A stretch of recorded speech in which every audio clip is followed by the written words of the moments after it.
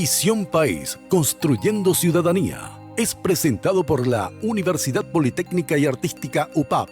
Una universidad, todo un país. Auspiciado por la Universidad Nacional de Pilar.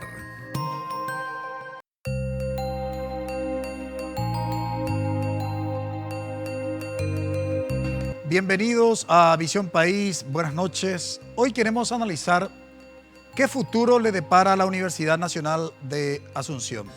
En el transcurso de la semana pasada, el Consejo Superior Universitario decidió convocar a asamblea. Buena noticia, por cierto, si consideramos el reclamo estudiantil. Pero le tenemos a los principales actores de la Universidad Nacional de Asunción hoy para analizar el futuro, el porvenir de la emblemática universidad pública en el Paraguay. Nos acompaña el ingeniero Héctor Rojas, vicerrector de la Universidad Nacional de Asunción. Muy buenas noches, ingeniero, y gracias por haber aceptado la invitación. Muy buenas noches, Francisco, y a la audiencia, y gracias por invitar. También nos acompaña hoy en Visión País Amalia Ríos. Ella es estudiante de la Facultad de Ciencias Médicas, presidenta del Centro de Estudiantes de dicha facultad. Muy buenas noches, Amalia. Muy buenas noches. Representante estudiantil en realidad del Consejo Directivo. Hacemos la aclaración entonces, representante estudiantil. Muchas gracias por la invitación. Ya. También nos acompaña Liz Guillén. Ella es presidente de la Facultad de Arquitectura, conocida por la sigla FADA, ¿no? Muy buenas noches, Liz. Muy buenas noches a ustedes, muchas gracias por la invitación. Saludamos a nuestros panelistas, bienvenido, señor. ¿Qué tal, Francisco? ¿Cómo te va? Muy buenas noches también para nuestros invitados, a los compañeros y también a la audiencia. Buenas noches, Maru. Buenas noches, Francisco, buenas noches, señor vicerrector, y a las invitadas también. Muchas gracias por estar aquí con nosotros. Bienvenida, buenas noches, Karina. Buenas noches, Francisco, buenas noches a los invitados y bueno, un placer tenerlos aquí para conocer la situación de la UNA. Eso mismo, conocer lo que realmente acontece en la Universidad Nacional de Asunción desde la visión y experiencia de sus protagonistas, que son las autoridades y los estudiantes. Decía en una ocasión, en una conferencia, que no se conoce, la historia no conoce ninguna reforma de la universidad sin el protagonismo de los estudiantes. Desde la creación de la primera universidad, la de Bolonia, que algunos lo sitúan en el siglo XI, otros en el siglo XII. Lo cierto y lo concreto es que nunca hubo reforma universitaria sin el protagonismo y, si queremos ser más precisos, sin la rebeldía de los estudiantes. Esto es lo que también ha caracterizado a nuestro país. La primera experiencia de la Universidad Nacional de Asunción en el año 1929, por influencia de la reforma universitaria de Córdoba en 1918, se da la primera reforma de nuestra primera también universidad, en aquel entonces la Universidad Nacional de Asunción. Me estoy refiriendo a la reforma universitaria de 1929. Después hubo varios intentos de reforma, pero lastimosamente no se dieron. La pregunta es, hoy estamos a puertas, digo bien, de una nueva reforma universitaria de nuestra centenaria universidad pública como es la Universidad Nacional de Asunción. Bueno, el tiempo seguramente nos dirá. La Universidad Nacional de Asunción está conformada por 12 facultades. Estimativamente se habla más de 40.000 estudiantes. Y el tema de conflicto es lo que hace al gobierno de la UNA. Y el gobierno de la UNA se establece en los estatutos, vale decir, el estatuto es lo que adopta una forma de gobierno y ahí básicamente se establecen las competencias, las atribuciones, ¿no?, de las autoridades. Y ahí hay muchas cuestiones que discutir porque justamente hay tres facultades que, digamos, los jueces electorales suspendieron las elecciones. Y algunas autoridades de la Universidad Nacional de Asunción recordaron el fallo del año 1998 de la Corte Suprema de Justicia, en donde en ese fallo básicamente se habla de que no tiene competencias los juzgados electorales respecto de las elecciones en las universidades. Y bueno, ahí la cosa está bastante dividida, digamos, porque hay que tener en cuenta que una cosa es la autonomía y otra cosa básicamente es la soberanía. Por tanto, las universidades son autónomas, no son soberanas. Y la Constitución Nacional, en el artículo 119, habla precisamente de lo que son las elecciones y básicamente establece algunas figuras que hace al tema de cómo debe organizarse las elecciones, ¿vale? Es decir, ¿de qué tipo de organización estamos hablando? En el caso de las universidades, estamos hablando de las organizaciones intermedias y por tanto tiene que las organizaciones intermedias también debe regirse por el Código Electoral. Bueno, hablaremos de eso durante el desarrollo de nuestro programa. Básicamente qué implica esta convocatoria a la asamblea que realizó el Consejo Superior Universitario el pasado miércoles y finalmente, ¿qué futuro es lo que le depara a la Universidad Nacional de Asunción? Le invitamos que nos acompañen. Brevísima pausa.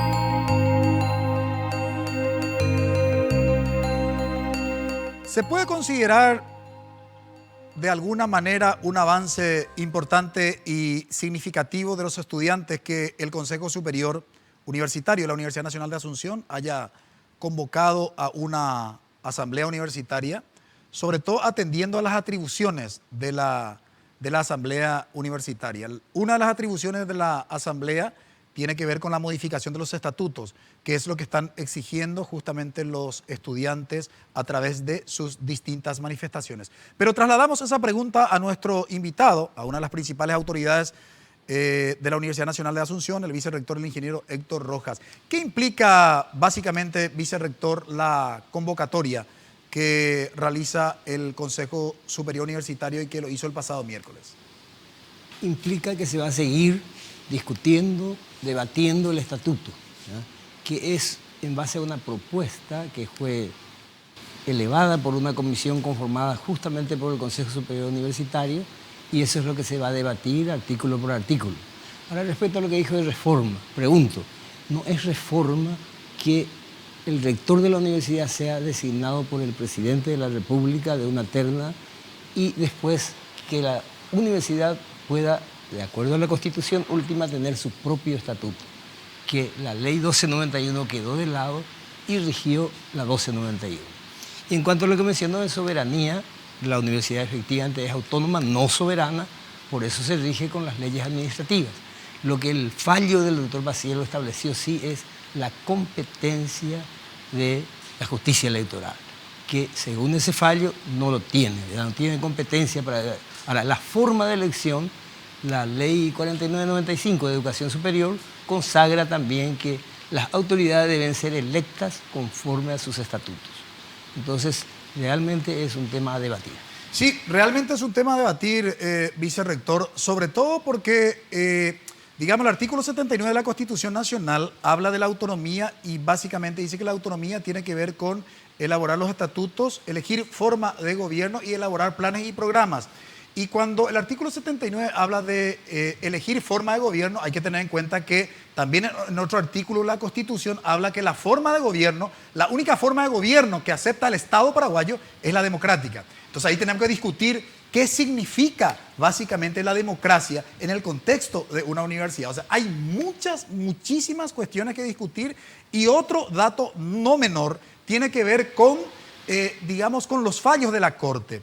En nuestro caso particular, los fallos de la Corte son solo entre las partes, es decir, no necesariamente sienta una jurisprudencia. Hoy la mayoría de los jueces electorales no comparten el fallo de la Corte del año 1998. Por tanto, creo que es la oportunidad también en revisar esos argumentos, ¿verdad?, de 1998 a esta parte, ¿no?, en ver si realmente, digamos, tiene competencia o no los jueces electorales. Ya hablaremos de ese tema. Desde la visión de los estudiantes, Amalia, ¿cómo consideran que el Consejo Superior haya convocado a asamblea?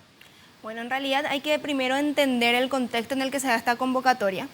Esta convocatoria es producto en realidad de un compromiso asumido por el Consejo Superior Universitario hace ya 2 meses, en donde 2 meses atrás la intención primaria de los docentes y la mayoría en el Consejo era retrasar la reforma hasta posterior las elecciones. Entonces, Se cumplen los 2 meses, el 4 de octubre para ser precisos, y no les quedaba de otra que convocar para hablar de la reforma. No precisamente porque atendieran el reclamo estudiantil, porque lo consideran ser legítimo. Y segundo, mocionan el día del miércoles 2 mociones. La estudiante de odontología representante de la lucha mociona que se convoca a una asamblea en el mínimo tiempo posible permitido, que son 7 días. Y nuevamente los docentes, precisamente el decano de FACEN, el profesor Guefos, mociona el 1 de noviembre alegando que se lleven a cabo todas las elecciones de la UNA. ¿Por qué? Porque a ir a elecciones nosotros legitimamos un estatuto que no es democrático con los números que estamos peleando nosotros. O sea, esta convocatoria a una nueva asamblea fue en realidad una obligación porque debían cumplir su propia resolución y además pensada en propiciar los espacios para legitimar un estatuto contra el cual estamos luchando.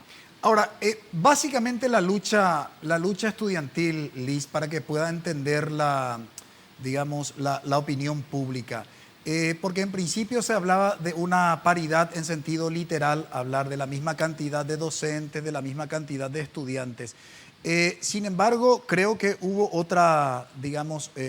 otro tipo de acuerdo y los estudiantes de alguna manera cedieron con respecto a ese tema. ¿Puede hacer una breve descripción de ese proceso, del primer planteamiento, del concepto de paridad y qué se entiende por paridad y lo que se negoció y lo que ustedes esperan modificar en los estatutos?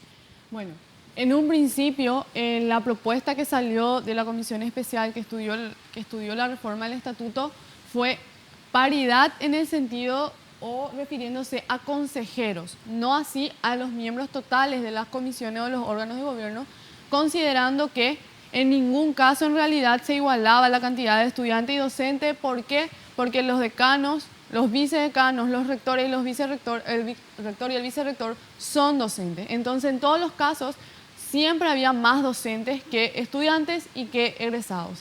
Entonces, la paridad era con relación a los consejeros estudiantiles y docentes.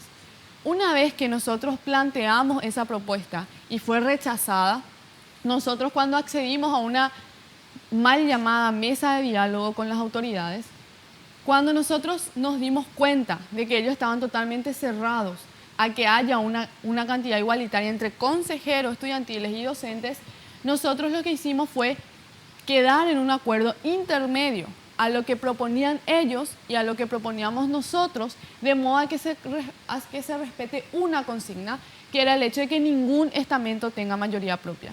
En este momento, el estatuto contempla que el estamento docente tiene la plena capacidad cuantitativa de decidir algo sin tener en cuenta la opinión del estamento de egresados y del estudiantil. La única razón por la que ellos necesitarían hablar con esos dos estamentos es si es que ellos no llegan a un acuerdo entre ellos. Y no porque lo diga el estatuto, sino porque en la práctica esa es la realidad. Y me quisiera referir un poco también a lo que hablaban del 98. Si vamos a hablar de casos de jurisprudencia con respecto a este pedido de impugnación, ya hay también otro hecho que tiene que ver con la Facultad de Politécnica, en donde ya se dio esto y en 2 ocasiones las mismas personas ganaron un juicio por este mismo caso y por las mismas causales.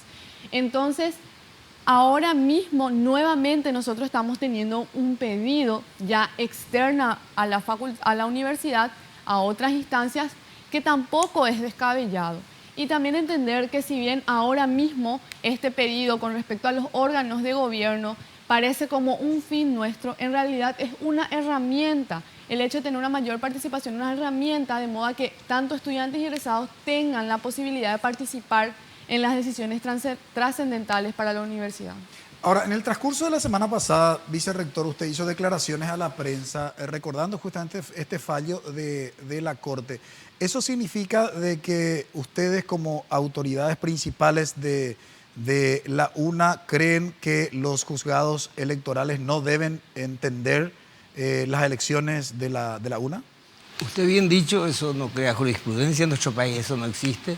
Y de hecho los jueces se sienten como libres. que tienen, Sí, ¿verdad? sí. Por eso dictaron el fallo de suspender las elecciones, ¿verdad? Ahora, eso tiene que debatirse donde corresponde, ¿verdad? Que es en la justicia electoral y, si es necesario, en la justicia ordinaria. Ahora, en relación con digamos, con la propuesta de los estudiantes, vicerrector, ustedes, ¿cuál es la manera en que comprenden la propuesta de este equilibrio entre los distintos representantes de los estamentos? ¿Cuál es el argumento que sostiene para no ceder a la propuesta de los estudiantes? Primero, quisiera referirme un poco al tema del llamado a la Asamblea ¿Cómo última. no? Así como dijo la señorita, es una meta que se había propuesto el Consejo Superior y una resolución que había tomado 2 meses atrás. Ahora, no hay falta de voluntad en el momento que se llamaron a 3 asambleas antes de esta, justamente debido a la petición estudiantil. Las 2 primeras, ¿verdad?, tomaron resolución, la tercera ya no pudo. O sea, siempre hubo buena voluntad. Y lo que manifiesta que hay una mayoría docente es correcto, ¿verdad? Ahora, tenemos que pensar que somos universitarios, somos ciudadanos. Se entiende que ahí nadie es líder para obligar o pedir ser seguido por los demás para emitir su voto en un sentido. Además, yo he participado en los órganos de gobierno hasta 2001, después pasé a retiro y estoy volviendo ahora, ¿verdad? Ni en esa época ni he tenido noticias, después de que yo no esté, que se haya llevado a votación temas que requirió, digamos, usar, como a veces ocurre en los parlamentos, una mayoría aplastante de uno de los partidos políticos, como sería acá los estamentos. Que yo tenga noticia no ha ocurrido. O sea, siempre el debate fue libre y las votaciones, cada estamento votaba no por el estamento, sino de acuerdo al criterio como debe ser un asambleísta. Votar libremente, debatir libremente, proponer si tiene alguna, digamos, alguna idea al respecto y después, si es necesario, ir a la votación. Ahora, Amalia, ¿cuáles son los riesgos del desequilibrio actual en cuanto a los representantes de los distintos estamentos, sea en el Consejo Superior o sea en la Asamblea? Bueno, antes que nada quería recordarle nomás al ingeniero, con todo respeto, que los anteriores llamados a asamblea se dieron porque el campus se tuvo que cerrar y el rectorado también, y provocaron una crisis de 12 facultades en paro.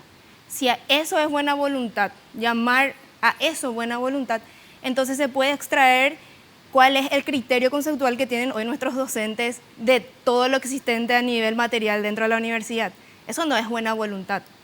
Segundo, me gustaría nomás recordarle al ingeniero Héctor Rojas que en la Facultad de Ciencias Médicas ha ocurrido lo que se llama la prostitución académica, de la mano del estamento docente. ¿Y qué es la prostitución académica? Es cuando, haciendo uso de mi mayoría propia, con el simple hecho de acordar entre los miembros docentes algo, yo puedo tomar resoluciones sobre el presupuesto, resoluciones sobre designación de mesas evaluadoras de concurso para escalonamiento docente. Es decir, tengo en mi poder la maquinaria que me va a generar docentes que después me van a mantener a mí en el poder con sus votos. Y quiero recordar que la Facultad de Ciencias Médicas, por ejemplo, y estoy hablando de la segunda más antigua de la UNA, y si no estoy muy equivocada, la más importante en sentido que atiende materia de salud y de la vida humana. Y del presupuesto. Y del presupuesto. De la UNA. Sí, casi 150 millones de dólares al año. Antes del 2013, en donde se implanta por completo la claque dentro de la universidad, ¿verdad? Y la política partidaria se implementa con todo su poder, teníamos 80 profesores escalafonados. De allí al 2016, en 3 años, tenemos 189 profesores escalafonados. En 120 años, casi nos equiparamos en 3 años. Y estos docentes hoy están en el poder de la universidad. ¿Y cuál es el riesgo? Que actúan como una corporación defendiéndose para delinquir dentro de la universidad, que tienen la total autoridad para perseguir, echar, acosar estudiantes y robar en un hospital de pobres. Porque eso es lo que vino ocurriendo, y no sé si el ingeniero no pudo leer los diarios y todo lo que hemos denunciado. Hoy actualmente nuevamente por el uso de la fuerza de la mayoría propia dentro del Consejo Directivo, y lo hablo con propiedad porque soy miembro de él, venimos perdiendo 8 votos contra 5. Aún si abandonamos la sesión, tienen quórum propio. Y han decidido cuestiones fundamentales sobre los sumarios que hoy están parados después de 1 año en la justicia ordinaria contra personas que cobran 35 millones de guaraníes al mes sin ejercer ninguna función. Hablaremos de eso durante el desarrollo del programa. ¿Qué esperan ustedes, Liz, que se dé como el escenario ideal en esta convocatoria del Consejo Superior? Bueno, mucho de lo que nosotros esperamos creo que es ya redundante decir, pero obviamente hay que explicarlo. Hace un año, de hecho, que nosotros venimos esperando esto, cuando el rector Abel Bernal firma una carta compromiso en donde él asume la responsabilidad como rector de que el estatuto se cambiaría y de que habría realmente una reforma.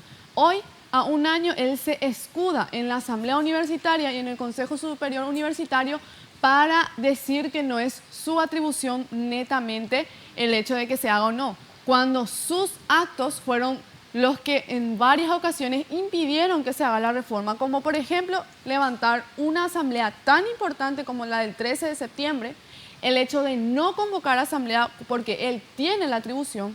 Entonces, con todos esos antecedentes, lo que nosotros esperamos ya es bastante utópico, pero sería que en esa asamblea por fin se establezca el estatuto y la conformación de los órganos de gobierno en base realmente a la democracia y la participación. Y hago una pregunta nada más. ¿Por qué cuando son 3 actores los que van a ser perjudicados de buena o mala manera con las decisiones que se toman en la universidad, uno solo tiene que ser el que tenga la decisión?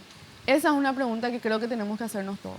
Yo creo que esa pregunta vamos a contestar durante el desarrollo del programa. Pero 2 cosas antes de ir a nuestro corte. Lo primero, ¿qué está pasando con nuestras universidades públicas? No solamente el caso de la UNA, también nuestro auspiciante, la Universidad Nacional de Pilar. Nuevamente, hay problemas, hay denuncias contra el rector. Bueno, seguramente el rector tendrá la oportunidad de hacer su descargo también aquí en los próximos programas, pero aparentemente hay problemas serios también dentro de la Universidad Nacional de Pilar, que fue intervenida. Finalmente se levantó la intervención, tendremos que ver en qué instancia se encuentra. Lo cierto y lo concreto es que forma parte también del debate dentro de la opinión pública como una de las universidades nacionales con problemas. Antes de ir al corte, ¿qué pasa con la acreditación concedida por la Agencia Nacional de Evaluación y Acreditación de la Educación Superior, la ANEAES? Resulta que una de las universidades que tiene la mayor cantidad de carreras acreditadas, ¿qué significa carrera acreditada? Tener el sello de calidad de esa carrera. Y ustedes saben cuál es la universidad que tiene la mayor cantidad de carreras acreditadas, es decir, carreras de calidad. La Universidad Nacional de Asunción. Sin embargo, Amalia nos habló de prostitución académica. Sin embargo, la corrupción que se desnudó el año pasado en la Universidad Nacional de Asunción forma parte de los indicadores de calidad que evalúa la ANEAES. ¿Qué está pasando? Brevísima pausa.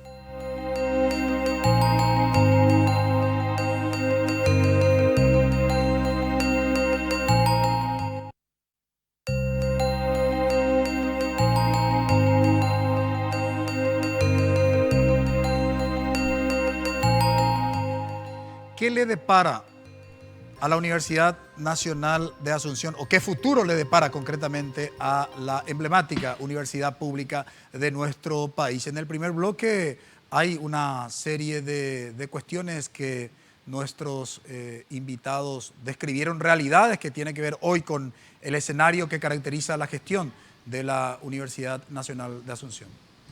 Sí, Francisco, me gustaría preguntarle un poco a Amalia, si nos puede aclarar, ¿verdad? Y también en la teleaudiencia. Si entendí mal, en estos 3 últimos años, de 80 docentes escalafonados, pasamos a 189 docentes escalafonados. ¿Me podrías explicar y a ver si podemos aclarar un poco el punto? Bueno, en primer lugar, a mí me gustaría decir, ¿verdad?, que si la Universidad Nacional de Asunción está como está, no me imagino las demás, las que no tienen la antigüedad que tiene la universidad. Y en realidad me gustaría hacer la pregunta, no qué está pasando con la UNA, qué está pasando con los docentes de la UNA, ¿verdad? Porque hay que entender la diferencia entre la institución como tal y los actores de la misma. Y basándonos en ese punto, ¿verdad?, me gustaría referirme que en cuanto al escalafonamiento docente dentro de la universidad y dentro precisamente de la Facultad de Ciencias Médicas, cada facultad genera su mecanismo de escalafón. Y el mecanismo que estaba autorizado o que está vigente dentro de la Facultad de Ciencias Médicas es que para ser docente vos debías presentar hasta antes de 2013 una tesis de carácter inédita mundial que debía ser aprobada por una dirección de investigaciones que tenía un director y una herramienta, digamos, de varios comités de redacción de norma de ética, ¿verdad? Entonces se volvía un tanto difícil y de trayectoria y de requerimiento para poder escalafonar. ¿Qué sucedió en la Facultad de Ciencias Médicas? Cambian el reglamento porque tienen esa autoridad, porque tienen la mayoría para hacerlo, en donde de una tesis inédita mundial pasa a una inédita nacional. Es así que tenemos hoy tesis de escalafonamiento de docentes cuya conclusión, por ejemplo, es final, inédita en el país, que acuden al hospital de clínicas gente pobre. Y esa es la tesis de una profesora doctora de la Facultad de Ciencias Médicas. ¡Qué bárbaro! Y fue aprobado, te digo por quién, por el profesor doctor Gustavo Rodríguez Andersen. Ese personaje de los audios que hablaba de eyacular en la cara a la compañera, que tiene hoy una denuncia de acoso sexual incluso asumida en una de las fiscalías. Ese personaje, únicamente él decidía quién iba a escalafonar o no, de acuerdo a si convenía o no a la claque porque iba o no a hacer un voto. Estamos hablando de una alta corrupción entonces, porque si en 3 años pudimos más que duplicar para que los docentes sean escalafonados, ¿qué estamos hablando? Y si eso es inédito... Sí, ahora hay una cuestión importante que quiero aclarar respecto de lo que señalaba Amalia, porque esto es una cuestión central en los debates que se instalan en nuestro país, porque si nosotros admitiéramos lo que dijo Amalia es muy riesgoso en 2 casos. Una cosa la institución y otra cosa los actores. Los actores hacen a la institución, porque durante el estronismo se dijo Stroessner no tenía nada que ver con el Partido Colorado. Por favor, el Partido Colorado como institución política legitimó los 35 años de gobierno del Partido Colorado. Que algunos digan, no, Cartes alquila al Partido Colorado, el Partido Colorado legitima lo que es la gestión de gobierno de Horacio Cartes. Entonces, las instituciones, básicamente quienes la legitiman a las instituciones son los actores. No la podemos lastimosamente dividir, ¿verdad? O sea, los actores tienen que comportarse con la investidura que tienen de la institución. Yo no puedo decir, no, ahora yo les hablo, o el rector, el vicerrector, levantarse acá digamos, con una actitud patoteril y decir, no, yo ahora soy solo Héctor Rojas, o el ingeniero Héctor Rojas, no vicerrector de la Universidad Nacional de Asunción. Él no puede despojarse de su investidura. ¿Por qué? Porque su actuar legitima la institución. Entonces hay que tener sumo cuidado con ese tipo de divisiones. Insisto, porque con ese tipo de argumentos me vi obligado a hacer este tipo de aclaraciones, porque si no, en un debate que intentamos ser serios en este programa, dejar pasar así, pueden utilizar después como un argumento, digamos, que se utilizó en este programa. Karina. Sí, igual trato de tomar lo planteado en líneas generales, entendiendo que la institución como tal, o por la institución es que estamos peleando. Sin lugar a dudas. Si nos recordamos, el año pasado el Congreso Nacional, la Cámara de Senadores, quería recortarle el presupuesto a la UNA como tal, porque decía que estaba en manos de corruptos que no podían administrarla, y finalmente el que terminaba pagando de su bolsillo era el estudiante que se veía perjudicado. O sea, yo entiendo que el espíritu es reconocer que la UNA como tal, en realidad, hoy está en una crisis porque se tergiversó y se desvirtuó el rol de quienes están allí ocupando los espacios. Y en ese sentido, yo quería también reconstruir un poco parte de la historia, porque si hacemos una línea después de la primera gran movilización de Una No Te Calles, de la destitución del rector Froilán Peralta, se dio como un proceso donde había mucha expectativa, y como muchos de los procesos de nuestro país, cuando se acallan perdemos de vista hasta que vuelve a saltar por la información de que se quería llamar a una convocatoria de elecciones antes de la reforma del estatuto, ¿verdad? Si no me equivoco. Entonces mi pregunta al vicerrector es ¿por qué la premura de convocar a elecciones sin antes de cerrar el proceso con los estudiantes, con la mesa? ¿Cuál es la intención de convocar a elecciones antes de aprobar el estatuto? El estatuto está vigente y el estatuto dispone que en octubre deben ser las elecciones. El estatuto, perdón, vicerrector, el estatuto que está en discusión por parte de los estamentos después de la crisis que tuvo la Universidad Nacional. De ese estatuto estamos hablando. No puede hablar de otro, pues este es el único que está vigente. No hay otro estatuto en este momento. Y la reforma de un estatuto no se lo hacen 1, 2 o 3 reuniones de asamblea. Son 247 artículos que deben ser estudiados. Apenas hasta ahora se han planteado 28, de los cuales 26 ya fueron aprobados y aún pueden ser vueltos a revisar, ¿verdad? 2 son los artículos que están en una discusión que no hay acuerdo hasta hoy. Ahora, me refiero también que habían hablado que la convocatoria de asamblea fue debido a presiones. No es verdad, la primera asamblea se convocó de común acuerdo con los estudiantes. Es más, ya había dicho y repetido que a los estudiantes se le dieron 3 opciones para la convocatoria. De las 3 eligieron una y de acuerdo a esa se convocó. Y cuando nos aprobaron, no estuvieron de acuerdo con la resolución de esa primera asamblea, es que se llamó a una mesa de diálogo, que acá escuché se le llamó pseudo. Yo coordiné esa mesa, cada estamento nombró su representante, había un docente, un graduado y un estudiante. Ahí no hay nada de pseudo, son realidades, debatimos, acordamos la metodología en la primera sesión, en la segunda avanzamos bastante y en la tercera lamentablemente se retiraron los estudiantes, ¿verdad? Entonces, ni acepto el nombre de pseudo mesa, más que yo he coordinado, ¿verdad? O sea, estuve presente ahí en todo momento. Y también el estatuto está vigente hasta que se apruebe otro. Y no se ha modificado que las elecciones son en el mes de octubre.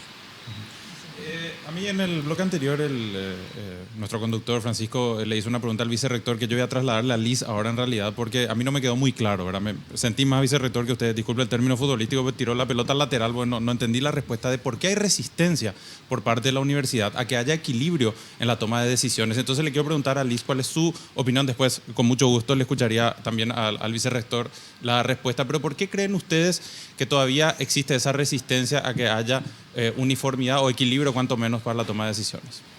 Bueno, yo creo que hay varios factores. El primero es que en la UNA hay mucha corrupción. Todavía, a pesar de todas las movilizaciones del año pasado, todavía se mantienen hechos de corrupción. Sí, en el momento mismo en el que en vez de un actor son 3 los que tienen verdaderamente el poder de decidir, ya no va a ser tan fácil para ese un actor que antes tenía toda la posición, no solamente para influir directamente, sino también para influir en los otros, para tener poder con respecto a los otros. Porque vale decir que muchos sumarios, por ejemplo, a estudiantes, fueron hechos gracias a esta mayoría propia. Sumarios a estudiantes que se rebelaban contra sus autoridades. Entonces, ese tipo de ventajas ya no estaría teniendo en el estamento. Ahora el estamento docente. ¿Es una dictadura, en opinión de ustedes? Yo diría que sí, porque yo creo que la Asamblea Universitaria se ejemplifica totalmente. Porque 38 personas decidieron una cosa en las últimas asambleas, cuando fuera de la universidad 30.000 personas están viendo una cosa. Y si vamos a hablar de las personas físicamente que están ahí, son aproximadamente 10.000 personas. Y no solo somos estudiantes lo que estamos pidiendo, también son egresados y también son docentes. Entonces, esta mayoría dentro de la asamblea universitaria es una minoría fuera de esa asamblea. Entonces, basándose en esa teoría de democracia, de una falsa democracia, es que ellos están tomando decisiones. Y quiero aclarar lo de la mesa de diálogo. Me disculpan, pero 3 personas elegidos por sus estamentos no pudieron participar porque sus decanos no les dieron el visto bueno. Entonces vamos a dejar de disfrazar las cosas y me parece nomás un poco cara dura de parte de las autoridades hablar de buena voluntad cuando en todas las asambleas que convocaron tomaron las decisiones como ellos quisieron y nunca accedieron a nuestros pedidos. Y que no son pedidos caprichosos. Y por otro lado, no son 2 artículos, son 3, ya que también está el tema del TEI, que ya no es independiente. Y por otro lado, creo que también hay un desfasaje en el concepto de la educación superior que tiene que ver con que todavía se considera al docente como dueño de la verdad absoluta y al estudiante como una persona receptora sin capacidad de discusión. Entonces, creo que son dos cosas. Primero, la pérdida de ventajas en el poder, que va a hacer más difícil para la gente practicar los hechos de corrupción, y por otro lado, el concepto desfasado que hay sobre la educación superior. Va a quedar pendiente la respuesta del vicerrector a la pregunta de Fernando. Para la vuelta de la pausa tengo que cumplir con mis anunciantes, no sin antes formular la siguiente pregunta. Hubo elecciones después de la crisis del año pasado en la UNA de rector y vicerrector y de algunos decanos. Sin embargo, la denuncia de los estudiantes sigue siendo la corrupción, sigue siendo la dictadura, sigue siendo la prostitución académica. ¿Qué ha pasado? Y a lo mejor es legítimo preguntarnos, ¿es posible una reforma con los mismos actores? Brevísima pausa.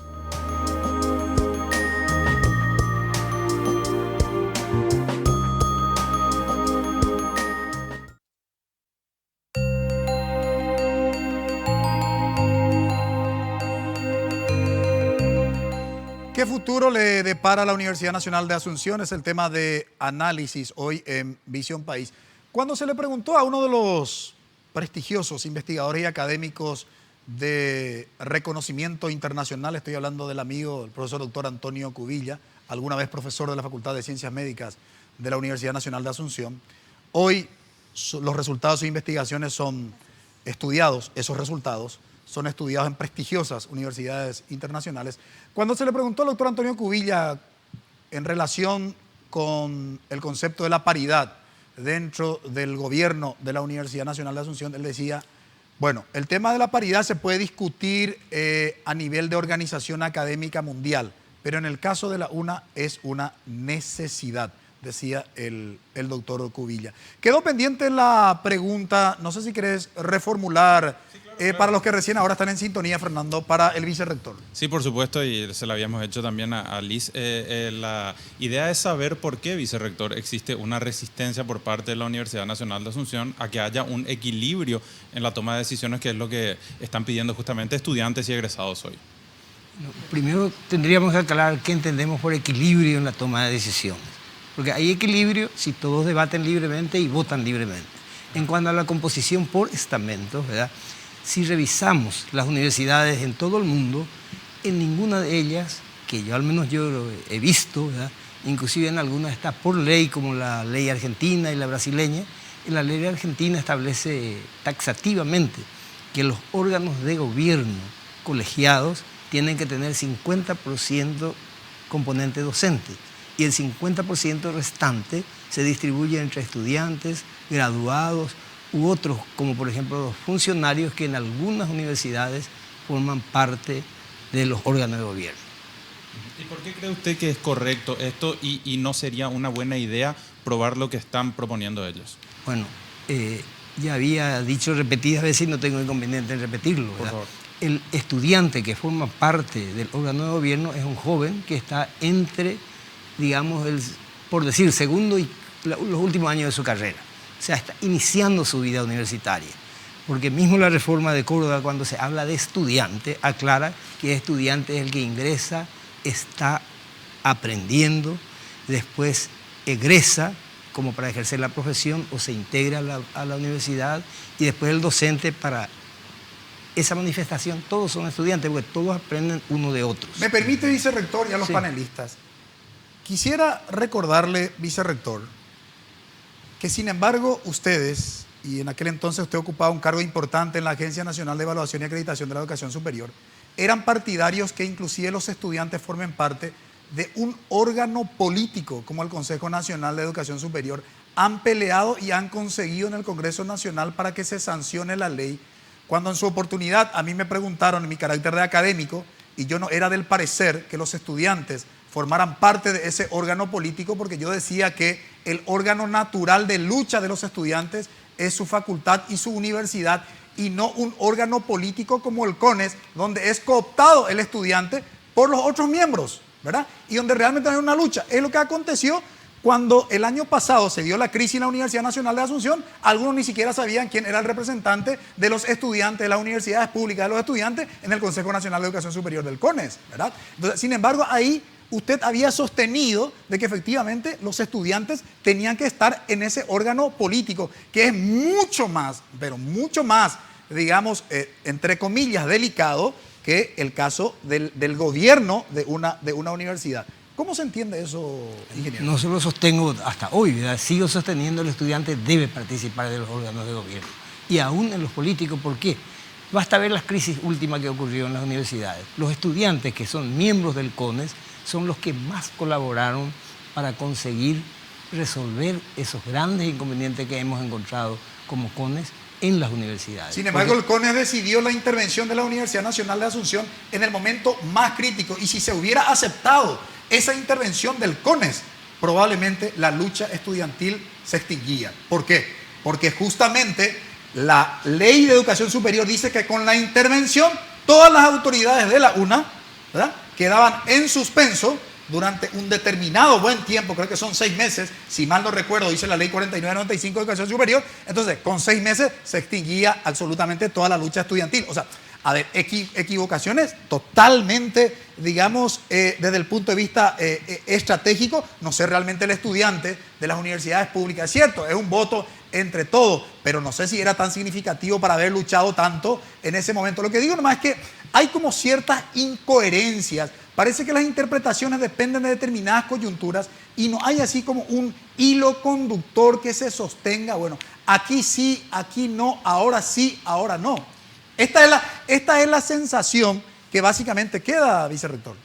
Francisco, pero además, si me permiten, tiene que ver con esto que planteaba Liz del concepto mismo del sujeto estudiantil hoy, después de décadas de análisis de la propia educación superior. O sea, no se puede minimizar por el tiempo de estadía del estudiante por su casa de estudio en contravención al valor que pueden aportar ellos en la toma de decisiones. O sea, a tal punto que en el último año, cuanto menos, fue el sujeto estudiantil el que desenmascaró lo que estaba sucediendo con la Universidad Nacional de Asunción. No hubiera esto salido a la luz sin el estamento estudiantil, y justamente es el estamento al que se le quiere negar la posibilidad de discutir en igualdad de condiciones con sus pares. Y no hay otro mejor actor, y el actor privilegiado, que sean los estudiantes para hablar y criticar de la gestión de la institución. Lo que quiero agregar nomás lo que señalaba Karina, con el apoyo periodístico, porque si no hubiera sido realmente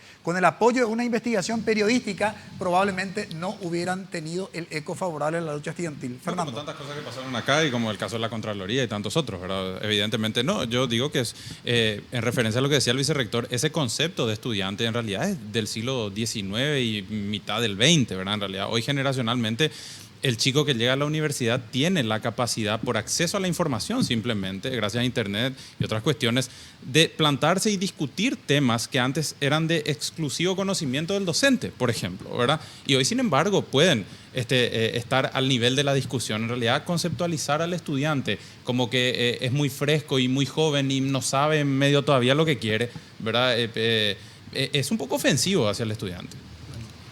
¿Vicerrector? Yo sí me ofendo por la manera como interpretan lo que digo, ¿verdad? En ningún momento yo negué que los estudiantes participen. El tema es la proporción, y insisto, deben participar, como en aquella ocasión defendí que deben participar. Ahora, ¿qué tanto, verdad? Coincido con la propuesta última, que es la que iba a resolver la Asamblea, de que ninguno de los estamentos debe tener mayoría propia. Ese argumento es totalmente válido, ¿verdad? Y debe ser instalado en el próximo estatuto. Ahora, no se ofenda, vicerrector, ¿verdad? En la interpretación que hacemos de su posición. Lo que nosotros básicamente analizamos y criticamos es el argumento que usted sostiene, ¿verdad?, como para decir no a la paridad. Porque al final, lo que se instala en el fondo, desde mi parecer, ¿no?, es casi un concepto de gerontocracia, digamos, ¿verdad? O sea, por un lado, bueno, la juventud está en proceso de formación, no es suficientemente maduro y capaz de participar de manera igualitaria en el gobierno y en tomar decisiones. Por tanto, la gerontocracia es la que tiene que básicamente tomar esas decisiones o tener la mayor responsabilidad. Esto es lo que queda como sensación, vicerrector. O sea, yo no digo que esa sea la veracidad de los hechos, pero es lo que se percibe a partir de las manifestaciones y de las declaraciones que hacen las autoridades que no son partidarias precisamente de la propuesta de paridad, ¿verdad?, o de equilibrio por parte de los estudiantes. Sí. Vicerrector. De la edad en que ingresa el joven a que sea egresado y docente, bueno, el hecho de que el vicerrector sea con varios años no significa que los docentes así lo sean, ¿verdad? Entonces no apunta hacia ahí. Además, nuestras leyes nacionales, ¿en qué momento el ciudadano tiene edad para votar? Todo tiene su madurez, todo necesita madurez. Y el ciudadano universitario es lo mismo, necesita, ¿verdad?, para poder dirigir. Ahora, no negarle la participación, tiene que participar. Claro, pero el que vota a los 25 y el que vota a los 18 tiene igual capacidad y su voto vale lo mismo. O sea, en realidad estamos hablando de proporcionalidad, no estamos hablando de una cuestión de si tienen o no la capacidad de la toma de decisión. En realidad estamos hablando de proporcionalidad. Pero disculpen, Amalia hace rato creo que se está mordiendo la lengua y quería hablar. Pero sin embargo se entendió, señor vicerrector, se entendió como que el estudiante es un simple espectador de todo esto y no como un que participa para el crecimiento. Eso nunca dije, y si usted entendió, Se entendió realmente así. le pediría repetir la grabación así en algún momento emití ese concepto. Es más, me recordó algo el amigo Francisco, que de hecho para mí es vital la participación. Sus conceptos son... Y además, el que está en aula, es el que está entre sus compañeros, es quien mejor trae las inquietudes internas de una facultad. Amalia. Quiero acotar nomás con respecto a la coherencia. Es un adjetivo sumamente cuestionado por los estudiantes. Hace 20 años también el ingeniero Héctor Rojas firmó un compromiso en el 96 con compañeros de la FADA en ese entonces que hicieron hasta huelga de hambre, que iban a implementar la paridad. Tenemos el acuerdo con su firma. Y 20 años después estamos en lo mismo. O sea, la coherencia es un problema fundamental que tenemos dentro de la universidad. Y otra cuestión muy importante, nosotros no estamos pidiendo, señor rector, vuelvo a aclarar, creo que es millonésima vez que lo hacemos, dirigir la universidad. Estamos pidiendo que para dirigir la universidad se requiera, al menos con esta última propuesta, después de todo lo que cedimos, que al menos un miembro de los otros dos estamentos esté de acuerdo con ellos para tomar una decisión. ¿Y quién mejor que los docentes, con toda la experiencia que dice el rector, el vicerrector, ¿verdad?, de poder convencer a los más pequeños y menos experimentados de algo que podría ser bueno para la universidad? Entiendo yo que el único punto donde no lo podrían convencer es cuando se trata de algún tipo de persecución, de corrupción o alguna decisión que atente contra el bien común de todos. Ahora, se me fue el tiempo, pero quiero dar 20 segundos a cada uno de nuestros invitados para una conclusión final de lo que ustedes quieran emitir como mensaje. Liz. Bueno, primeramente aclarar la comparación que hizo con respecto a una ley argentina en donde la educación es gratuita e irrestricta. Tenemos otra realidad en el país.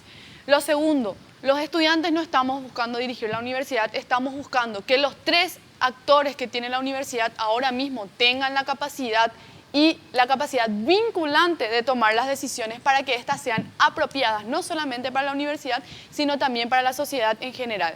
Y otra razón por la que se le teme al estudiante es porque es el único actor que no tiene miedo de saltar contra la ley que le oprime.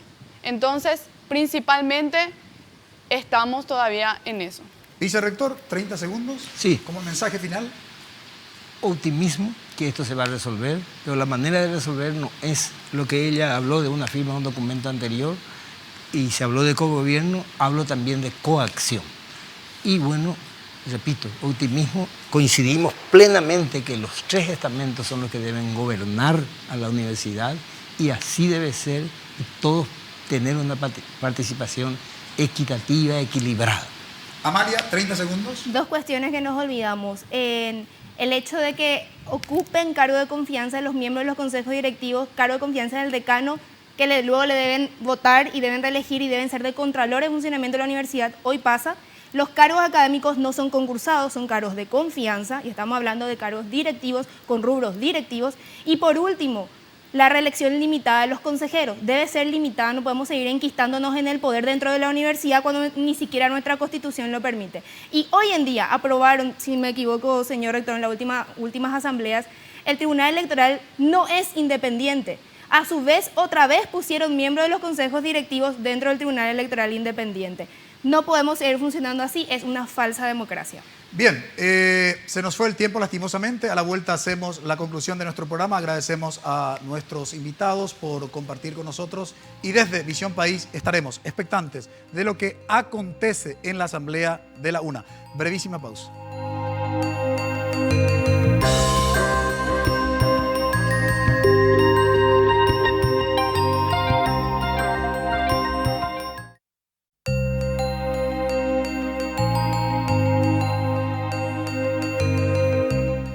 La convocatoria a asamblea por parte del Consejo Superior Universitario de la Universidad Nacional de Asunción da una cierta luz de esperanza en toda esta lucha estudiantil iniciada el año pasado. Pero antes de hacer la conclusión, queremos ir a la recomendación del libro de esta semana. El psicoanalista es un thriller psicológico y la novela más exitosa de John Katzenbach. Publicada por primera vez en 2002, la historia pone a prueba la capacidad del protagonista para evitar el suicidio frente a la presión de un desconocido. Precio promocional por esta semana en Libros para Todos, 90.000 guaraníes. Síganos en redes sociales para más promociones y ofertas. Hay varias cuestiones que plantearon nuestros invitados y todas esas cuestiones fueron sumamente interesantes, Fernando. Sin lugar a dudas, y es un debate que tiene que estar y permanecer instalado hasta que esto tenga una solución, si no llega a ser definitiva, cuanto menos provisoria, pero que ayude a encaminar una solución definitiva. Y a mí como conclusión me quedan simplemente dos cosas. La primera, el peor enemigo de una dictadura, el peor enemigo de una tiranía es un pueblo bien educado. Y dentro de la Universidad Nacional de Asunción lo que estamos viendo es que existe un sistema que se resiste a esta revolución que han hecho los estudiantes, y por eso yo sigo celebrando que ellos, con sus argumentos, con lo que ellos han considerado la bandera de su lucha, sigan con esta revolución, que sigan adelante peleando por lo que ellos quieren. Maru. Sí, wow, Fernando, te felicito, metiste el dedo en la llaga. Pero bueno, sí. Evidentemente nos quedamos una vez más con las ganas de seguir debatiendo. Es un tema hiper importante, hiper cuestionado. Y no olvidemos que estamos construyendo un país donde los principales protagonistas son los jóvenes y, por supuesto, los estudiantes en este caso.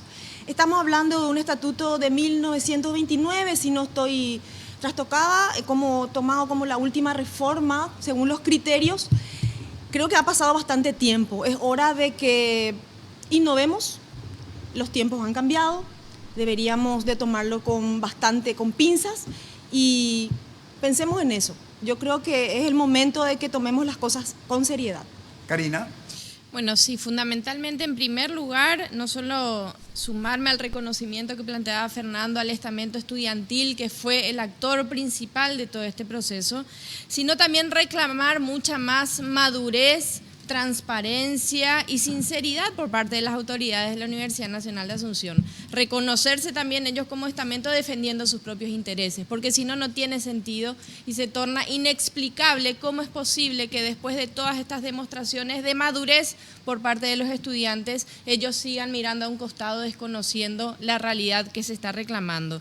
Y por otro lado, y finalmente, cuando la gente por allí anda diciendo cuándo se vuelve a la normalidad, decirles cuidado con el concepto de normalidad. Normalidad fue para muchos mantener una universidad en un estado de corrupción total. Hoy estamos construyendo una nueva universidad. Démonos la posibilidad de ver renacer a la Universidad Nacional de Asunción. Y realmente aquí desde Visión País esperamos que la Universidad Nacional de Asunción renazca. A 98 años de aquella histórica reforma de Córdoba, 1918, 2016, 98 años. Por primera vez estamos teniendo una experiencia de la posibilidad de una reforma universitaria en la primera universidad pública de nuestro país, la Universidad Nacional de Asunción. Esperamos que la prostitución académica, que la corrupción, que el autoritarismo que hoy caracteriza, según los estudiantes, a la gestión de la UNA realmente con esta convocatoria del Consejo Superior Universitario para la Asamblea se pueda, con el nuevo estatuto, desterrar definitivamente e inaugurar una verdadera reforma para nuestras universidades, comenzando por la UNA, para nuestras universidades públicas y, por qué no, también para las privadas. Agradecemos su preferencia, que tengan un buen inicio de semana. Buenas noches.